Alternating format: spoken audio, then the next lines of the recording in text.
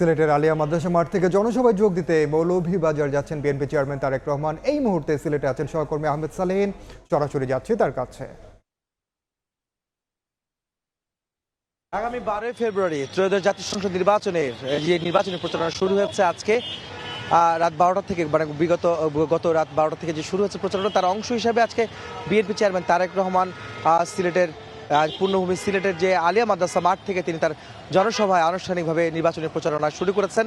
সেখানে তিনি জনসভায় বক্তব্য রেখেছেন। সেই বক্তব্যের মাধ্যমে তিনি সাধারণ মানুষের কাছে ভোট চেয়েছেন ধানের শীষের পক্ষে, এবং তিনি বলেছেন যে আগামীতে যদি তারা জনগণের সমর্থন নিয়ে রাষ্ট্র ক্ষমতায় আসতে পারেন, তাহলে তারা যে প্রতিশ্রুতি দিয়েছেন জনগণের অধিকার রক্ষায়, একই সঙ্গে যে জনগণের মৌলিক অধিকারগুলো তিনি রক্ষা করবেন, ভোটাধিকার রক্ষা করবেন, জনগণের নারী পুরুষ সকলের যে সমান অধিকার নিশ্চিত করার বিষয়গুলি, একই সঙ্গে তাদেরকে স্বাবলম্বী করার বিষয়গুলি তিনি যে প্রতিশ্রুতি দিয়েছেন বিএনপির তরফ থেকে, এবং তিনি যে নিজে ব্যক্তিগতভাবে যে প্রতিশ্রুতি দিয়েছেন সেগুলি বাস্তবায়নের জন্য তিনি কাজ করবেন।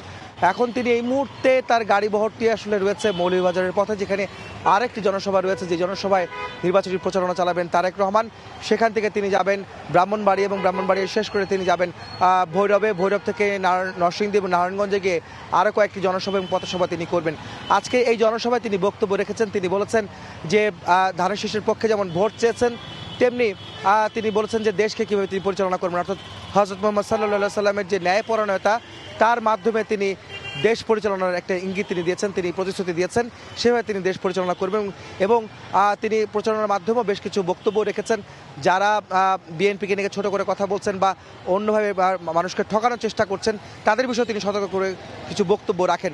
তো এই ছিল আমার কাছে সিলেট থেকে তারেক রহমানের জনসভার সবশেষ খবর। সরাসরি যুক্ত ছিলাম সিলেটে।